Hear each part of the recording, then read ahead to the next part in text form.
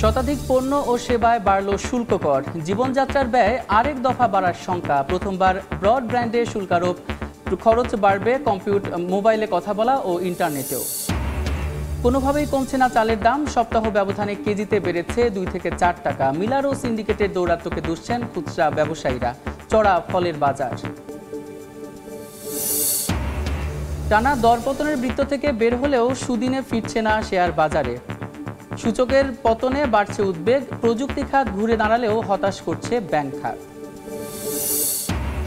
কিশোরগঞ্জের হাওরে চলছে বোরো ধান আবাদের ব্যাপক প্রস্তুতি। উৎপাদন খরচ বাড়লেও বাজারে ভালো দাম পাওয়া নিয়ে শঙ্কায় কৃষক। বাম্পার ফলনের আশা কৃষি বিভাগের। এবং পর্যটক শূন্য কলকাতা। বন্ধ হওয়ার পথে ব্যবসা বাণিজ্য। ভেঙে পড়েছে অর্থনীতি। বাংলাদেশিদের ভিসা দেওয়ার দাবি ভারতীয় ব্যবসায়ীদের।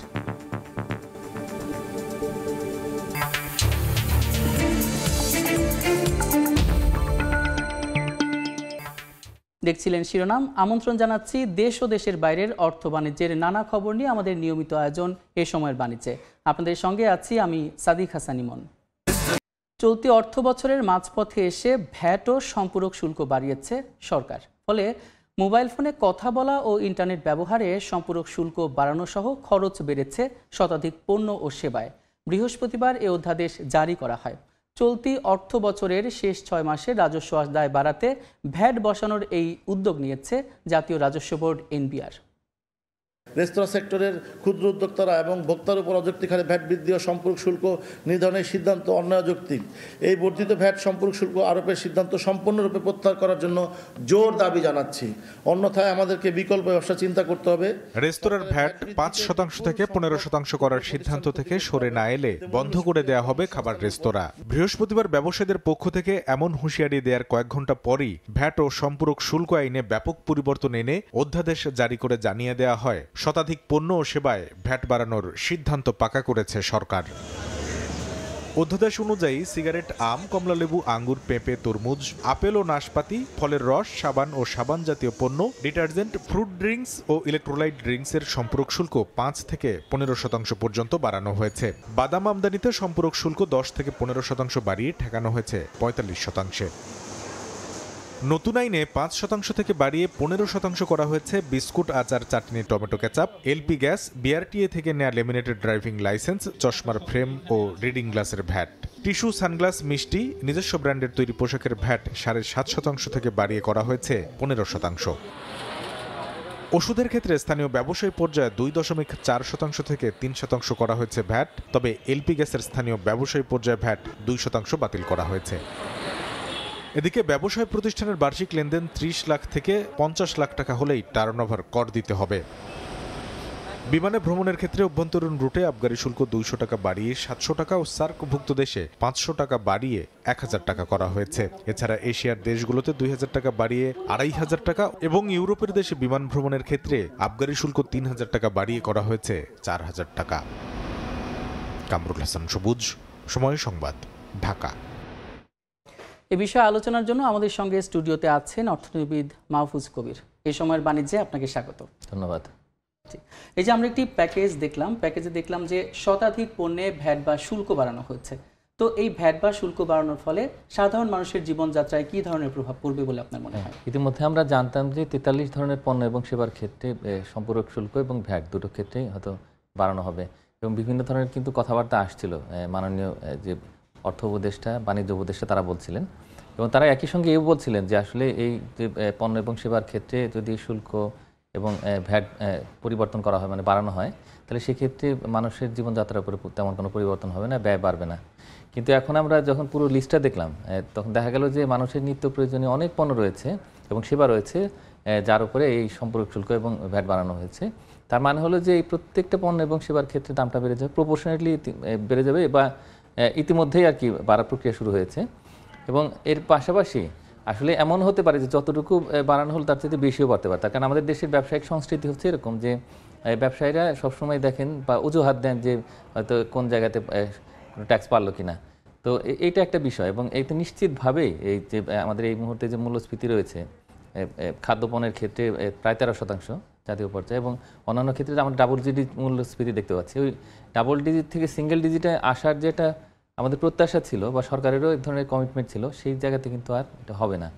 কারণ যে ধরনের পণ্য এবং সেবা সেগুলো কিন্তু সাধারণ মানুষ ব্যবহার করে। তো এখন এর মধ্যে কিছু আছে আমদানি পণ্য, এই যেমন যদি আমরা বেটেল নাটটা দেখি আর কি, তো যেটা আছে যে সুপারিটা লাল সুপারিটা বাংলাদেশে হয় না, তো বিদেশ থেকে আনে। কিন্তু এখন যেভাবে এইচএস কোড দেওয়া হয়েছে সেখানে এর মার ব্যাচে কিন্তু দেখা যাবে কি যে সব ধরনের এই পণ্যগুলোর ক্ষেত্রে আর কি এটা হচ্ছে। আর এটি ছাড়াও সব রকমের ফল যেগুলো আসলে দেশের মানে বাইরে থেকে আমদানি করতে হয়, বিশেষ করে যে আপেল আঙ্গুর, সেগুলোর ক্ষেত্রে দেখা যাচ্ছে যে আমাদের এই যে সম্পর্ক শুল্ক সেটা বাড়ানো হয়েছে। এটি ছাড়াও দেখবেন যে বিভিন্ন রকমের পেইন্ট আছে, এই পেইন্টগুলো কিন্তু একেবারে গ্রামে গঞ্জে থেকে শুরু করে এই যে যত নির্মাণ শিল্প রয়েছে, বাড়িঘর সব জায়গাতে ব্যবহার করা হয়। তারপরে একই সঙ্গে কিন্তু অনেক রকমের যন্ত্রপাতির মধ্যে ব্যবহার করা হয়, আমাদের ফার্নিচারগুলোতে ব্যবহার করা হয়। তো প্রত্যেকটা জায়গাতে দেখা যাচ্ছে যে এটা উৎপাদন খরচটা বেড়ে যাবে এবং একই সঙ্গে দামগুলো বেড়ে যাবে। জি স্যার, আপনি বলছিলেন যে যেসব পণ্য আমদানি করা হচ্ছে সেগুলোতে বাড়ানো হচ্ছে, কিন্তু যদি আমরা বলি আম, পেঁপে, তারপরে তরমুজ, এগুলো তো দেখা যাচ্ছে আমাদের দেশেই অনেক বেশি আছে, তো এগুলোর উপর কেন শুল্ক বাড়ানো? না, এগুলো সেই কারণে বললাম যে ফল, ফল প্রায় সবগুলোর ক্ষেত্রেই দেখা যাচ্ছে যে এটা সম্পর্ক শুল্ক বাড়ানো হয়েছে। এবং মানে বিষয়টা হচ্ছে যে 20 থেকে 30% করা হয়েছে। মানে এই যে বিপুল পরিমাণে কিন্তু আমাদের এই যে শুল্কর যে চাপ সেটা বেড়ে গেল। তো এইটার কারণে যেটা হবে যে এই সবগুলো পণ্যের যে বিপণন, এর যে ব্যবসা, এর সঙ্গে জড়িত যে হাজার হাজার লক্ষ লক্ষ যে কৃষক পর্যায় থেকে শুরু করে একেবারে যারা ব্যবসায়ী, তারা প্রত্যেকে ক্ষতিগ্রস্ত হবেন। তার কারণ আরেকটা বিষয় হচ্ছে রাজস্ব বাড়ানোর আর কি কোনো উপায় ছিল না? হ্যাঁ, উপায়টা হচ্ছে কি যে ব্যবসাটাকে সহজ করে দেওয়া।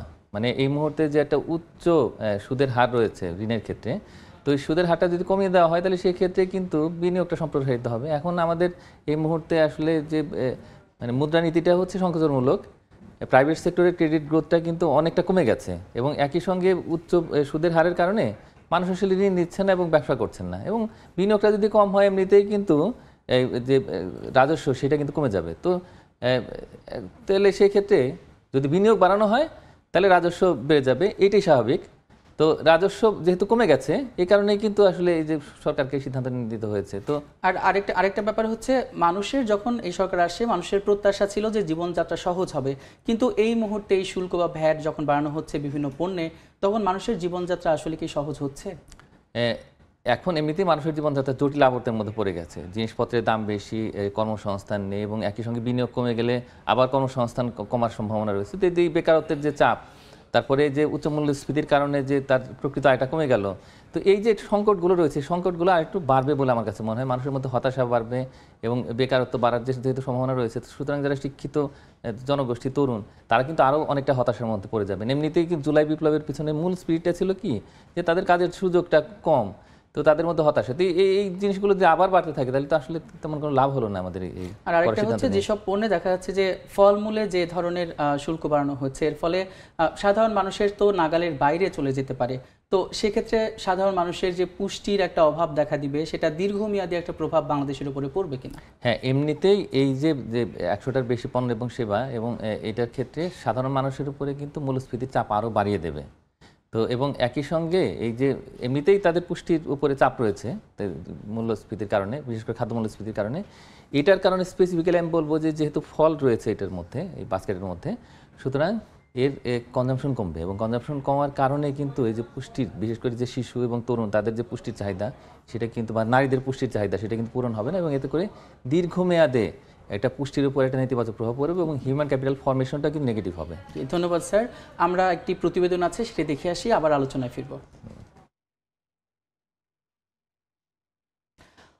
অপারেটর ও গ্রাহকের আপত্তির মধ্যেই খরচ বাড়ালো ব্রডব্যান্ড এবং মোবাইল ইন্টারনেট ব্যবহারে। প্রথমবারের মতো ব্রডব্যান্ড সেবায় 10% সম্পূরক শুল্ক আরোপ করেছে এনবিআর। এতে 500 টাকার সংযোগে গ্রাহককে বাড়তি গুনতে হবে 77 টাকা, আর মোবাইল সেবায় অতিরিক্ত 3% সম্পূরক শুল্ক আরোপ করায় 100 টাকার রিচার্জে কর দিতে হবে 56 টাকার বেশি। বিটিআরসির তথ্য মতে গেল বছরের জুনে দেশে মোবাইল ইন্টারনেট ব্যবহারকারীর সংখ্যা ছিল 12,91,00,000। সবশেষ নভেম্বরে এসে যা দাঁড়িয়েছে 11,90,00,000-এ, অর্থাৎ 6 মাসে মোবাইল ইন্টারনেট গ্রাহক কমেছে প্রায় 1 কোটি। অপারেটররা যখন গ্রাহক ধরে রাখার চ্যালেঞ্জে তখন মোবাইল সেবায় সম্পূরক শুল্ক 20% থেকে বাড়িয়ে 23% করল এনবিআর। বৃহস্পতিবার মোবাইলে কথা বলা ও ইন্টারনেট খরচ বাড়িয়ে অধ্যাদেশ জারি করা হয়েছে। এর ফলে সম্পূরক শুল্ক, ভ্যাট ও সারচার্জ মিলিয়ে 28 টাকা 10 পয়সার পরিবর্তে দিতে হবে 29 টাকা 80 পয়সা। সব মিলিয়ে 100 টাকায় সরকার পাবে 56 টাকা 30 পয়সা, যা নিয়ে ক্ষুব্ধ গ্রাহক ও অপারেটররা। কনজিউমার তার বিহেভিয়ারাল পার্সপেক্টিভ থেকে তার কনজাম্পশন কমিয়ে ফেলবে, রেভিনিউ কমে যাবে, সরকারের আলটিমেটলি সে জায়গায় কিন্তু কোনো একটা খুব একটা বেনিফিট হবে না। এই যে হঠকারী সিদ্ধান্ত, এটি প্রত্যাহার করবেন আগামী রোববারের মধ্যে, অন্যথায় আমরা রাজপথে রোববার দিন আমরা একটি মানববন্ধন রেখেছি, আমরা আন্দোলন সংগ্রামে যাব। প্রথমবারের মতো ব্রডব্যান্ড ইন্টারনেট সেবায়ও বসেছে 10% সম্পূরক শুল্ক। আইএসপিরা বলছে এই সিদ্ধান্তের ফলে এখন থেকে 1000 টাকার সংযোগে গ্রাহককে বাড়তি দিতে হবে 154 টাকা। প্রতিটা গ্রাহক 77 টাকা 50 পয়সা অতিরিক্ত পেমেন্ট করবে, যেটা 500 টাকার গ্রাহক যে 1000 টাকা পেমেন্ট করতো তাকে এখন 1155 টাকা প্রতি মাসে পেমেন্ট করতে হবে। যদি সরকার সিদ্ধান্তে অটল থাকে তাহলে আগামী মাস থেকে হয়তো আমরা সেই বিলগুলো আবার নতুন করে আবার পাঠাতে পারবো। এর আগে চলতি অর্থ বছরের বাজেটে মোবাইল সেবায় সম্পূরক শুল্ক 15% থেকে বাড়িয়ে 20% করা হয়। শুভ খান, সময় সংবাদ, ঢাকা। স্যার, আমরা আরেকটি প্রতিবেদন দেখে আসলাম যে মোবাইল ফোনের যে কল রেটটা বাড়ানো হচ্ছে এবং ইন্টারনেটের খরচটা বাড়ানো হচ্ছে, ভ্যাট, তো এক্ষেত্রে কি মনে হয় যে সার্বিক সব মানুষের উপরই এর প্রভাবটা পড়বে? অবশ্যই, তার কারণে এখন বিপুল পরিমাণে মানুষ কিন্তু আসলে মোবাইল ফোন ব্যবহার করেন এবং এখানে যে 20 থেকে 23% যেটা করা হচ্ছে সম্পর্ক শুল্ক, তো সেটার কারণে যে কল রেটটা তো বেড়ে যাবে এবং এটার কারণে দেখা যাবে কি যে এই পুরো মোবাইল যে ব্যবহারকারী তাদের কিন্তু আসলে উপর একটা নেগেটিভ ইম্প্যাক্ট পড়বে। এবং এটি ছাড়া যেটা সবচেয়ে বড় চিন্তার বিষয় সেটা হলো যে এই যে আইএসপির উপরে যেটা করা হলো, তো সেটা 10% যেটা করা হলো, তো ইন্টারনেটের ব্যবহার এটার উপরে কিন্তু একটা নেতিবাচক প্রভাব পড়বে। এর খরচটা বেড়ে যাবে, এমনিতেই খরচ বেশি, আমরা প্রতিবেশী দেশগুলোর তুলনায় যদি দেখি তাহলে সেক্ষেত্রে খরচ বেশি হওয়ার কারণে কিন্তু মানুষ একটু কম ব্যবহার করেন। এর মধ্যে দেখবেন যে লক্ষ লক্ষ কিন্তু আমাদের উদ্যোক্তা গড়ে উঠেছে যারা কিন্তু এই যে ফ্রিল্যান্সিং করে থাকেন। তাহলে স্যার এমনই কি যে প্রত্যেকটা মানুষকে টার্গেট করেছে যে সবারই ভ্যাট দিতে হবে, এমন একটা উদ্যোগ থেকেই, এমন একটা চিন্তাভাবনা থেকে কি উদ্যোগ নেওয়া হচ্ছে? আমার ধারণা আরও বাড়বে সামনের দিনগুলোতে। এটা টেস্ট করা হলো যে এটা কী হয় পরিস্থিতি, এবং যেহেতু সাধারণ মানুষেরা এইগুলো ব্যবহারকারী, তো সুতরাং এই সাধারণ মানুষের উপরে ইম্প্যাক্টটা তারা দেখে নিয়ে যে তাদের রেসপন্সটা কেমন হয় এটা বুঝে আমার ধারণা এটা আরও ব্রডেন করা হবে এবং সামনের দিনগুলোতে আমাদের প্রত্যাশা করে রাখতে হবে যে কর আরও বাড়বে, সম্পূরক শুল্ক, ভ্যাট সব জায়গাতে। জি, আর আপনার কি মনে হয় যে আস্তে আস্তে সবগুলো যেহেতু বাড়বে, তো মানে সার্বিকভাবে মানুষ আসলে কতটা বিপাকে পড়তে পারে, যেহেতু প্রত্যেকটা ক্ষেত্রেই খাবারের দাম বেড়ে যাচ্ছে, ইন্টারনেটের দাম বেড়ে যাচ্ছে, সেক্ষেত্রে আপনার কি মনে হয়? হ্যাঁ, যেমন এলপি গ্যাস, হ্যাঁ, তারপরে যে বৈদ্যুতিক ট্রান্সফরমার, প্রত্যেকটা জায়গায় মানে এমন কোনো জায়গা নেই যেখানে কিন্তু এই 100টা যে বা তার একটু বেশি আর কি যে পণ্য সেবাগুলো আইডেন্টিফাই করা হয়নি। এটা একটা জাস্ট ব্রড ক্যাটাগরি।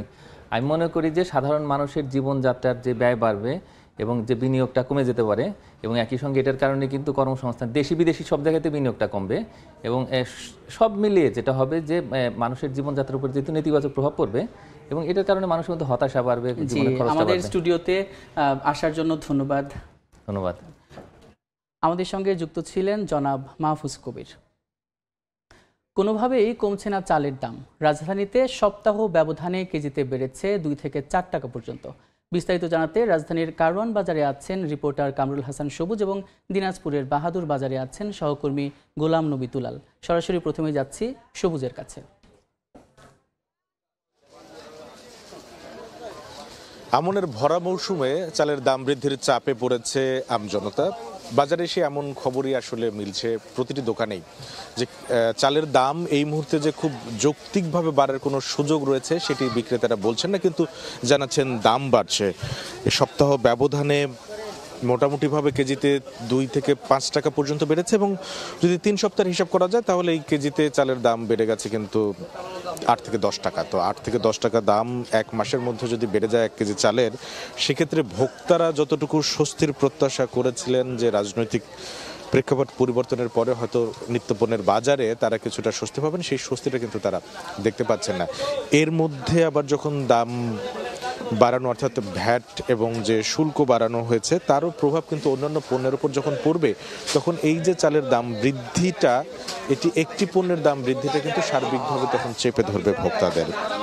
কিন্তু দাম যে বাড়ছে বিশেষ করে যদি চালের কথা বলা যায় এটার কিন্তু যৌক্তিক কারণ বিক্রেতারা এখানে যারা খুচরা বিক্রেতা আছেন তারা কিন্তু বলতে পারছে না। তারা শুধুমাত্র একটি কথা বলছেন যে মিলার এবং যে কর্পোরেট গ্রুপ রয়েছে যারা বড় পরিমাণে আসলে এখন বাজারে নিয়ন্ত্রণ নিয়ে রেখেছে তাদেরকে আসলে যদি জবাবদিহিতার আওতায় নিয়ে আসা যায় তাহলে হয়তো বা চালের দামটা কিছুটা নিয়ন্ত্রণ করার সুযোগ পাবেন। কিন্তু সেখানে আসলে কার্যকর উদ্যোগ দেখছেন না ভোক্তারা, যারা বাজারে এসে নিরুপায়ের মতো আসলে বাড়তি দাম দিয়ে যখন পণ্য কিনছেন তারাও বাধ্য হচ্ছেন। সেই জায়গা থেকে তারা চান আর কি যে কোনো মূল্যে আসলে বাজারটা নিয়ন্ত্রণ করা হোক এবং চালের দাম, কারণ এই চালের কোনো বিকল্প নেই, আসলে তাকে কিনতেই হয়, সেই জায়গা থেকে চালের বাজার নিয়ন্ত্রণটা চান খুব কার্যকর উদ্যোগের অংশ হিসেবে। এবং একই সাথে যে ভ্যাট এবং শুল্ক বাড়ানো হয়েছে সেই চাপটা যেন অতিরিক্ত দাম না বাড়ায়, সেই চাপে সেই জায়গাটাও আসলে নিশ্চয়তা চান আসলে ভোক্তারা। না হলে তাদের যে এখন যে পরিস্থিতি, নিত্যপণ্যের ঊর্ধ্বমুখী বাজার, সব কিছুরই দাম চড়ে আছে, যদিও কিছুটা স্বস্তি রয়েছে সবজির বাজারে, কিন্তু সবজিটাও সেটি শীতকালীন সবজি আসার কারণে এবং এটি একটি মৌসুম ভিত্তিক এবং খুব কম সময়ের জন্য। যদি মুদি পণ্য বা আদার্স যে পণ্য রয়েছে সেগুলোর দাম যদি একটু কিছুটা কমে, সেটি যতটা বেশি দিন ধরে সুফল পাওয়া যায়। কাঁচা পণ্যের দাম কিন্তু একদিনের ব্যবধানেই কম বেশি হয়ে যায়। তো সেই জায়গা থেকে আসলে বাজার নিয়ন্ত্রণের বেশ জোরালো দাবি আছে ভোক্তাদের।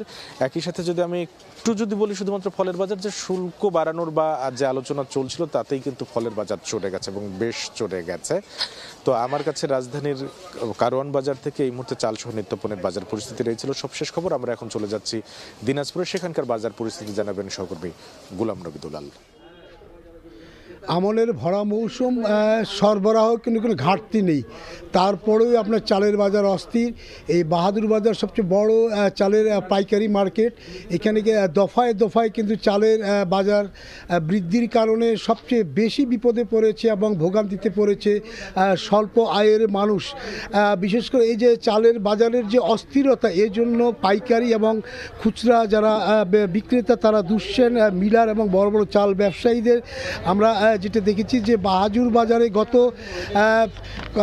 4-5 দিন আগে যে চালটির দাম বেড়েছিল, বিশেষ করে আপনার প্রতি কেজিতে আপনার 5 থেকে আপনার 9 টাকা পর্যন্ত বেড়েছে। আপনাকে জানিয়ে রাখি যে আজকের বাহাদুর বাজারে যে চাল বিক্রি হচ্ছে বিআর 28 সেটাকে 70 টাকা, স্বর্ণা 60 টাকা, মিনিকেট 80 টাকা, নাজির চাল 85 থেকে 90 টাকা, কাটারি 110 টাকা এবং জিরা কাটারি 120 থেকে 30 টাকা। এই যে চালের দামের যে বৃদ্ধির যেটা কারণ, যেটা পাইকার এবং খুচরা বিক্রেতারা যেটা বলছেন যে তারা সরাসরি মিলারদের কাছ থেকে এই চাল তারা নিয়ে আসেন এবং বড় বড় যারা চাল ব্যবসায়ী তাদের কাছে পর্যাপ্ত পরিমাণের আপনার চাল মজুদ রয়েছে। তবে দিনাজপুরের একটা বিষয় যেটা আমরা জানতে পেরেছি সেটি হচ্ছে 2-3টি মিলার যারা সিন্ডিকেট হিসাবে এইগুলো চালের বাজার নিয়ন্ত্রণ করে এবং তারা আমরা যারা ভোক্তা এবং যারা খুচরা বিক্রেতা তারা যে অভিযোগটা করে থাকেন যে দিনাজপুর আপনার সবচেয়ে চালের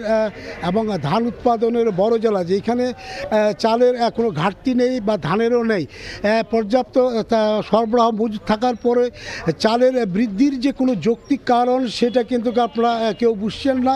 তবে যে বিষয়টা বারবার যেটা বলা হচ্ছে যে চালের দাম বৃদ্ধির কারণে জেলা প্রশাসন এবং খাদ্য বিভাগ তারা কিন্তু যে নজরদারি দেওয়ার কথা বা নজরদারি এবং আপনার মনিটরিং করার কথা তারা না করার কারণে চালের দাম কিন্তু আপনার বৃদ্ধির এটা একটা অন্যতম কারণ বলে অনেকে মনে করছেন। তো আমার কাছ থেকে সর্বশেষ এই ছিল। সরাসরি যুক্ত ছিলাম দিনাজপুরের বাহাদুর বাজারে, তার আগে যুক্ত ছিলাম রাজধানীর কারওয়ান বাজারে। দেখছেন এই সময়ের বাণিজ্য, সঙ্গেই থাকুন। 2 দিন দাম বৃদ্ধি, 3 দিন দরপতন, এমন ওঠানামার মধ্য দিয়ে সপ্তাহ শেষ করল ঢাকার পুঁজিবাজার। সূচকের পতনের পাশাপাশি মূলধন হারিয়েছে বাজার। এই সময়ে প্রযুক্তি খাত ঘুরে দাঁড়ালেও বরাবরের মতো হতাশ করছে ব্যাংক খাতসহ তালিকাভুক্ত 21টির মধ্যে 13টি খাত।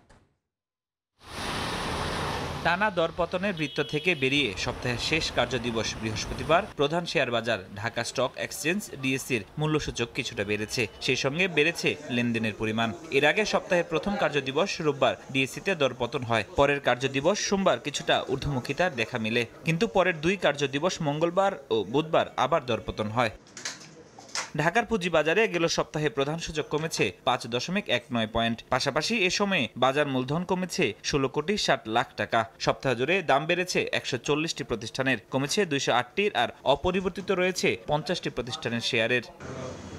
খাতভিত্তিক বিশ্লেষণে দেখা যায় 21টির মধ্যে দৈনিক গড় লেনদেন কমেছে 13টি খাতের। ঘুরে দাঁড়িয়েছে প্রযুক্তি খাতের শেয়ার, 5% কিছুটা বেড়ে এ খাতের 11টি কোম্পানির শেয়ারের গড় লেনদেন ঠেকেছে 17 কোটি 99 লাখ টাকায়। আর লেনদেন বেড়েছে পেপার, পর্যটন খাতের, কমেছে বিমা, ব্যাংক, সিমেন্ট খাত সহ 8টি খাতের।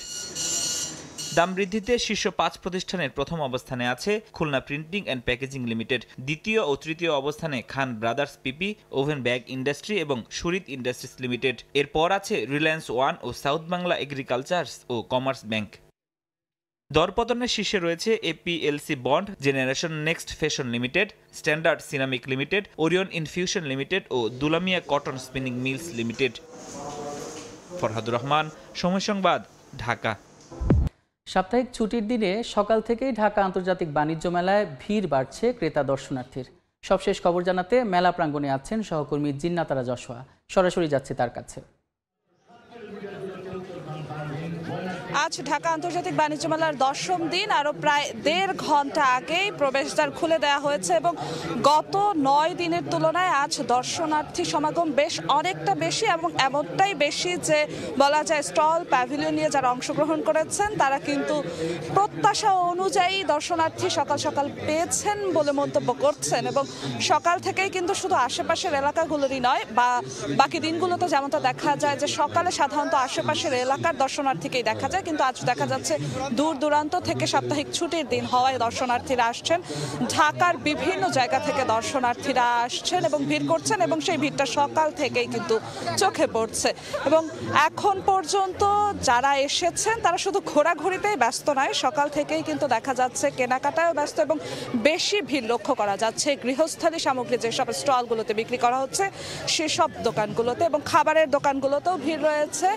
এছাড়াও বলা যায় যে শীতের পোশাকের দোকানগুলোতেও ভিড় রয়েছে, কাপড়ের পোশাকগুলোতেও কিছুটা ভিড় দেখা যাচ্ছে, তবে কম ভিড় তুলনামূলক আসবাবপত্রের দোকানগুলো কিংবা বলা যায় ইলেকট্রনিক্স পণ্য যেসব দোকানে বিক্রি করা হচ্ছে সেই জায়গাগুলোতে কিন্তু কম ভিড় দেখা দিচ্ছে। এবং এছাড়া যে 362টি স্টল প্যাভিলিয়ন এবছর অংশগ্রহণ করেছে সেই সব স্টল প্যাভিলিয়ন কিন্তু এই 10ম দিনে এসে দেখা যাচ্ছে তাদের প্রস্তুতি মোটামুটি পুরোপুরি সেরে ফেলেছে এবং তারা এখন প্রত্যাশা করছেন যে বাকি দিনগুলোতে দর্শনার্থী সমাগম এবং ক্রেতা সমাগম তারা যেমন প্রত্যাশা করছেন সেই অনুযায়ী হবে এবং সেই ধারাটা আজকে থেকেই শুরু হয়েছে বলে মনে করছেন তারা। কারণ আজ সাপ্তাহিক ছুটির দিন এবং এমন একটি সময়, আজ শুক্রবার মাসের শুরুর দিকে, এবং সেই সময়টাতে সাধারণত মানুষ কেনাকাটা করে। বিগত বছরগুলোতে তাদের অভিজ্ঞতা এমন এবং সেই অনুযায়ী আজ দ্বিতীয় শুক্রবারে তারা সেই সারাটাই পাচ্ছেন আমাদেরকে বলেছেন। এবং শুধু আসছেন ঘুরে দেখছেন এমনটা নয়, এই বছর এখন আজ শুক্রবার কিন্তু দর্শনার্থী যারা আছেন তারা কিনে দেখছেন। এবং আরও একটি বিষয় যদি বলি, এবছর যেহেতু অনলাইনে টিকিট কাটার ব্যবস্থা করা হয়েছে, আমাদেরকে দর্শনার্থীরা বলছিলেন যে অনলাইনে টিকিট কাটার ব্যবস্থা থাকায় দীর্ঘ লাইনে তাদের দাঁড়াতে হচ্ছে না, এসে সরাসরি স্ক্যান করে তারা ঢুকে যেতে পারছেন বাণিজ্য মেলা প্রাঙ্গণে। কিন্তু যারা এখনো অনলাইন সম্পর্কে তেমন জানেন না এবং কাগজে টিকিট কিনতে তাদের সেই দীর্ঘ লাইন দিতে হচ্ছে এবং সেই লাইন নিয়ে কিন্তু তাদের দেখা যাচ্ছে ভোগান্তির কথা আমাদেরকে বলেছেন। তারা বলেছেন যে অনলাইনে টিকিট কাটার প্রচারণাটা যদি চলতো ঠিকঠাক তাহলে তারা আরও স্বাচ্ছন্দ্যে ঘোরাঘুরি করতে পারতো এবং ভোগান্তি হতো না। কিন্তু স্টল প্যাভিলিয়ন নিয়ে যারা অংশগ্রহণ করেছে তারা বলছেন যে সকাল সকাল তারা যে ভিড় দেখেছেন বেলা বাড়তে বাড়তে সেই ভিড় আরও দ্বিগুণ তিনগুণ হবে এবং তাদের প্রত্যাশা অনুযায়ী বেচাকেনা করতে পারবেন। তো এই ছিল আমার কাছে 10ম দিনে ঢাকা আন্তর্জাতিক বাণিজ্য মেলার সবশেষ খবর।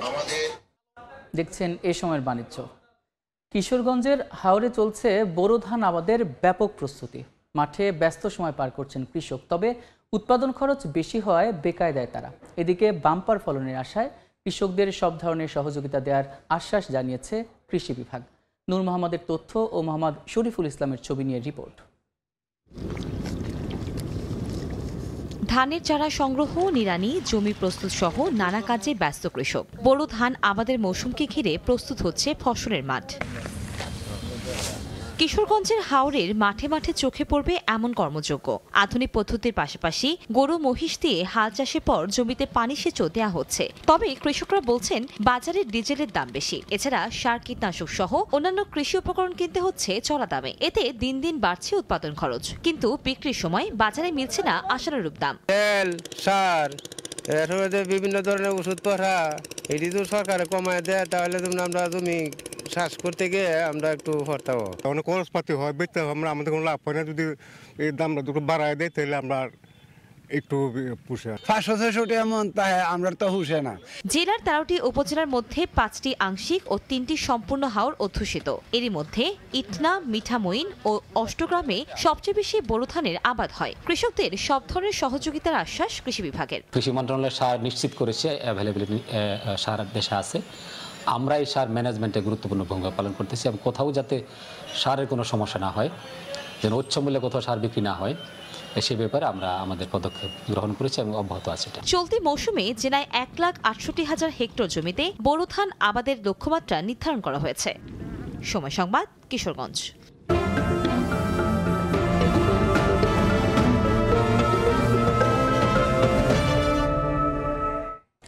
বগুড়ার দইয়ের সুনাম দেশব্যাপী। বছরে প্রায় 400 কোটি টাকায় দই বেচাকেনা হয় এই জেলা থেকে। এ নিয়ে বিস্তারিত জানাতে বগুড়া থেকে যুক্ত হচ্ছেন সহকর্মী আব্দুল আওয়াল। সরাসরি যাচ্ছি তার কাছে। প্রথমেই বগুড়া জেলার নাম আসলে বগুড়ার সঙ্গে কিন্তু দইয়ের নামটিও উঠে আসে। মূলত 1800 শতাব্দীর মাঝামাঝি সময় থেকে এই বগুড়া জেলায় দইয়ের এই যে উৎপাদনের উৎপত্তির সময় সেটি ধরা হয়ে থাকে। এই বগুড়ায় কিন্তু ছোট বড় মিলিয়ে প্রায় 400টি কারখানায় দইয়ের উৎপাদন হয়ে থাকে এবং এই দইয়ের উৎপাদনের সাথে কিন্তু অন্তত 15,000 মানুষ সরাসরি জড়িত আছে, তাদের কর্মসংস্থান। এবং শুধু দই উৎপাদনের নয়, এই দইগুলো যেই সরাতে বা হাড়িতে করে বিক্রি হয়ে থাকে, সেই হাড়ি বা সরা বানানোর সঙ্গেও কিন্তু যেই পল্লী রয়েছে, সেই এই মৃৎশিল্প, সেই মৃৎশিল্পীরাও হাজার হাজার মানুষের কর্মসংস্থান কিন্তু জড়িত। বগুড়ায় প্রতিদিন অন্তত প্রায় 50 টন করে দইয়ের উৎপাদন হয়ে থাকে, যা রোজা বা ধর্মীয় যে উৎসবগুলো রয়েছে, ঈদ, পূজা পার্বণে, সেগুলোতে কিন্তু এর যেই পরিধি উৎপাদনে সেটি কিন্তু দ্বিগুণে গিয়ে দাঁড়ায়। বিশেষত সামনে রমজান মাসে সুস্বাদু পানীয় লাচ্ছির জন্য ও বগুড়ার যে টক দই, সেটির চাহিদা কিন্তু একদম তুঙ্গে গিয়ে ঠেকবে। এর পাশাপাশি কিন্তু বগুড়ায় যেই দই উৎপাদন বা মিষ্টির জন্য বিখ্যাত যেই কারখানাগুলো রয়েছে, এশিয়া সুইটস এবং আকবরিয়া, যার নাম আমরা একেবারে সারা দেশে এক নামে জেনে থাকি, সেই এশিয়া সুইটসই কিন্তু বছরে এই দই উৎপাদন থেকেই অন্তত 1.5 কোটি টাকার ভ্যাট সরকারকে দিয়ে থাকে। এবং এই যে এশিয়া এবং আকবরিয়া যে সুইটস রয়েছে, তারা কিন্তু অন্তত প্রতিদিন প্রায় 2 থেকে 3 টন করে একক প্রতিষ্ঠান হিসেবে দই উৎপাদন করে থাকে। এবং এই যে দইয়ের যে উৎপাদন প্রক্রিয়া, সকালে কিন্তু এখানে এর সঙ্গে একেবারে গ্রামের যেই রুট লেভেলের মানুষও কিন্তু জড়িত। ও যারা গরু পালন করে থাকেন, তারা কিন্তু তাদের খামারের দুধগুলো নিয়ে এই যে ভ্যানে করে, বড় বড় ড্রামে করে এই দুধগুলো আসলে এই দইয়ের কারখানায় নিয়ে আসেন এবং সেখান থেকে এই দুধগুলো এই যেই কড়াইয়ের বড় বড় চুল্লিতে রয়েছে, সেই চুল্লিতে প্রায় 6 থেকে 7 ঘন্টা জাল দিয়ে কিন্তু আসলে বিভিন্ন প্রক্রিয়ার মাধ্যমে এই দইগুলো উৎপাদন হয়ে থাকে। এবং সবচাইতে বড় যে ব্যাপারটি, বছরে অন্তত 400 কোটি টাকার দইয়ের ব্যবসা হয়ে থাকে শুধুমাত্র এবং বগুড়া থেকেই। আর ব্যবসায়ীরা বলছে তারা সুযোগ পেলে এই দইগুলো বিদেশেও রপ্তানি করতে পারবে। তো এই ছিল বগুড়া থেকে দইয়ের নিয়ে আমার কাছে সর্বশেষ। দেখছেন এ সময়ের বাণিজ্য। সাপ্তাহিক ছুটির দিনে বিশ্বের দীর্ঘতম সমুদ্র সৈকত কক্সবাজারে পর্যটকের ভিড়। সমুদ্র বিলাসে মেতে উঠেছেন সবাই। সেখানে আছেন সহকর্মী সুজাউদ্দিন রুবেল। সরাসরি চলে যাচ্ছি তার কাছে। সাগর তীর, এই সাগর তীরে প্রতি সপ্তাহে যখন সাপ্তাহিক ছুটির দিন হয়, সেই ছুটির দিনগুলোতে ছুটে আসে দেশের দূর দূরান্ত থেকে হাজার হাজার পর্যটক। আজকেও তার ব্যতিক্রম নয়। আমরা লক্ষ্য করছি সাগর তীর জুড়ে শুধু মানুষ আর মানুষ। সৈকতের সুগন্ধা পয়েন্ট থেকে শুরু করে কলাতলি এবং লাবণী, সব জায়গায় পর্যটকের ঢল নেমেছে। আমরা দেখতে পাচ্ছি সকাল থেকে আসলে সৈকতের যে সব পয়েন্ট রয়েছে, সেই সব পয়েন্ট দিয়ে দলে দলে নামছে পর্যটকরা। বিশেষ করে পরিবার পরিজন কিংবা অনেকে দল বেঁধে কিংবা কর্পোরেট হাউসের যারা রয়েছেন, তারা একযোগে বিপুল সংখ্যক মানুষ কিন্তু দলে দলে নেমে পড়ছেন এবং তারা নেমে সাগরের যে নীল জলরাশি রয়েছে, সেই জলরাশিতে যেমন আনন্দ উৎসবে মেতেছে, ঠিক তেমনি তেমনি বালিয়াড়িতেও আমরা লক্ষ্য করছি বিপুল সংখ্যক পর্যটক। একদিকে সাগরের নীল জলরাশিতে যেমন সমুদ্র স্নান করছে, ঠিক তেমনি সমুদ্র স্নান থেকে উঠে আবার আমরা লক্ষ্য করছি মিষ্টি রোদের যে আমেজ, সে আমেজও উপভোগ করছে। যেহেতু এখন শীত মৌসুম এবং শীতের আমেজ বিরাজ করছে, সেই ক্ষেত্রে পর্যটকরা খুব বেশ আনন্দ উপভোগ করছে আমরা লক্ষ্য করছি। অনেকে আমরা দেখতে পেয়েছি সাউন্ড যেখানে নেচে গিয়ে অনেকে আনন্দ উল্লাস করছে, আবার অনেকে আমরা বালিয়াড়িতে দেখছি ঘোড়ার পিঠে চড়ে তারা পুরো সৈকত ঘুরে বেড়াচ্ছে, আবার অনেকে জেটস্কি নিয়ে নীল জলরাশিতে ঘুরছে, আবার অনেকে বিচ বাইক নিয়ে বালিয়াড়িতে তারা ঘুরে বেড়াচ্ছে। এভাবে আসলে তাদের প্রতিটি মুহূর্ত কাটছে। এবং এই যে বিপুল সংখ্যক পর্যটকের আগমনকে কেন্দ্র করে কিন্তু এখানে যারা সৈকতের ব্যবসায়ী রয়েছেন তারাও বেশ আয় করছে। তারা বলছে যে যেহেতু ডিসেম্বরের প্রথম থেকেই পর্যটকের যে চাপ সেটি কিন্তু এখনো পর্যন্ত বিরাজমান রয়েছে, এবং যে সাপ্তাহিক ছুটির দিনগুলোতে বিপুল সংখ্যক পর্যটক, বেশ কয়েক গুণ বাড়তি পর্যটক আসে, এবং এই বিপুল সংখ্যক বাড়তি পর্যটকের আগমনকে কেন্দ্র করে তাদের প্রতিদিনের আয়ের, যেমন এখানে 700 ফটোগ্রাফার রয়েছে, সেই 700 ফটোগ্রাফার বলা হচ্ছে তারা প্রতিদিনই 2 থেকে 3 হাজার টাকা আয় করছে। ঠিক তেমনি ঘোড়াওয়ালা থেকে শুরু করে যারা ওয়াটার বাইক চালক কিংবা বিচ বাইক চালক তারাও বেশ আয় করছে। এর পাশাপাশি বালিয়াড়িতে আরও সামগ্রিকের দোকান রয়েছে এবং 5 শতাধিক হোটেল রয়েছে, 5 শতাধিক রেস্টুরেন্ট রয়েছে। সবগুলোতেই কিন্তু প্রতিদিন প্রায় 50 থেকে 100 কোটি টাকার ব্যবসা বাণিজ্য হচ্ছে বলে এখানকার ব্যবসায়ীরা জানিয়েছে। তবে তারা একটু দাবি রেখেছে যেহেতু পর্যটক মৌসুম, বিপুল সংখ্যক পর্যটক আসছে, সেক্ষেত্রে তাদের নিরাপত্তায় যাতে জোরদার করা হয়। তো এই ছিল আমার কাছে সৈকত থেকে সবশেষ। সরাসরি যুক্ত ছিলাম কক্সবাজার সমুদ্র সৈকতে।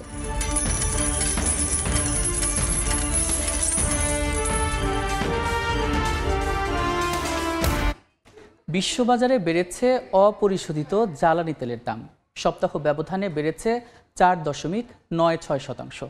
চড়া স্বর্ণের বাজারও 1% বেশি বেড়েছে মূল্যবান এই ধাতুর দাম। বিশ্ববাজারে দামের ঊর্ধ্বমুখী প্রবণতায় বেচাকেনা হচ্ছে অপরিশোধিত জ্বালানি তেল। শুক্রবার সকালে প্রতি ব্যারেলের দাম পড়েছে $74.22, যা একদিনের 0.40% ও এক মাসের ব্যবধানে 5.5% বেশি। দাম বৃদ্ধির প্রতিযোগিতায় রয়েছে গ্যাসোলিনও। প্রতি গ্যালনের দাম $2.04 ঠেকেছে শুক্রবার সকালে। এক মাসের ব্যবধানে বিশ্ববাজারে এই জ্বালানির দাম বেড়েছে 2.39%। জ্বালানির পাশাপাশি ধাতুর বাজারও বেশ চড়া। প্রতি আউন্স স্বর্ণ বিক্রি হয়েছে $2672.63। সপ্তাহ ব্যবধানে এই মূল্যবান ধাতুর দাম বেড়েছে 1.3%। রূপার দামও সপ্তাহ ব্যবধানে 2.11% বেড়ে প্রতি আউন্সের দাম ঠেকেছে $30.24। ফরহাদুর রহমান, সময় সংবাদ। সময়ের বাণিজ্য। পর্যটক শূন্য হয়ে পড়েছে ভারতের কলকাতা। ভেঙে পড়েছে শহরের একটি বড় অংশের অর্থনীতি। বন্ধ হওয়ার মুখে বাংলাদেশি পর্যটক নির্ভর ব্যবসা বাণিজ্য। বাধ্য হয়ে নতুন ব্যবসার খোঁজ করছেন অনেকে। কলকাতার ক্ষতিগ্রস্ত ব্যবসায়ীদের দাবি দ্রুত বাংলাদেশি পর্যটকদের ভিসা দেওয়া শুরু হোক। বিশ্বজিৎ দাসের ক্যামেরায় বিস্তারিত জানাচ্ছেন সুব্রত আচার্য।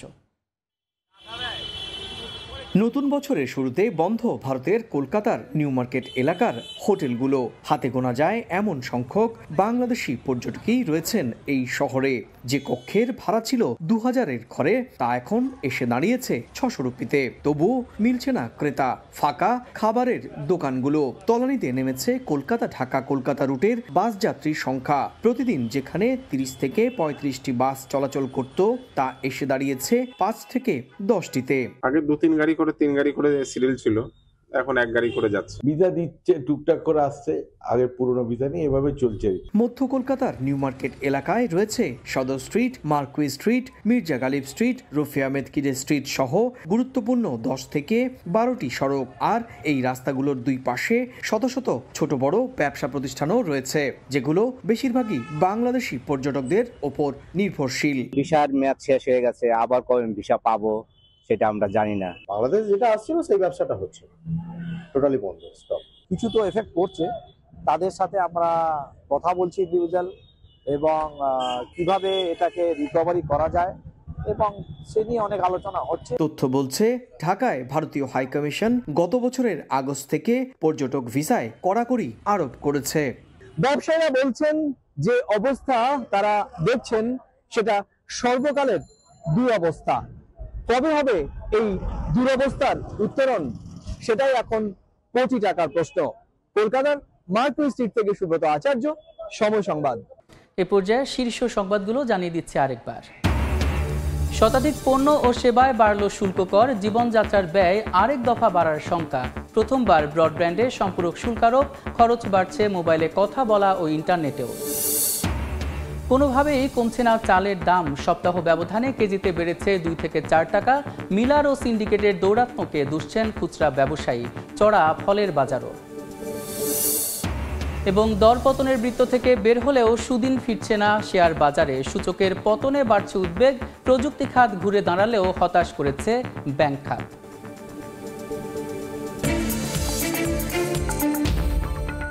এই ছিল এ সময়ের বাণিজ্য। সঙ্গে থাকুন সময়ের।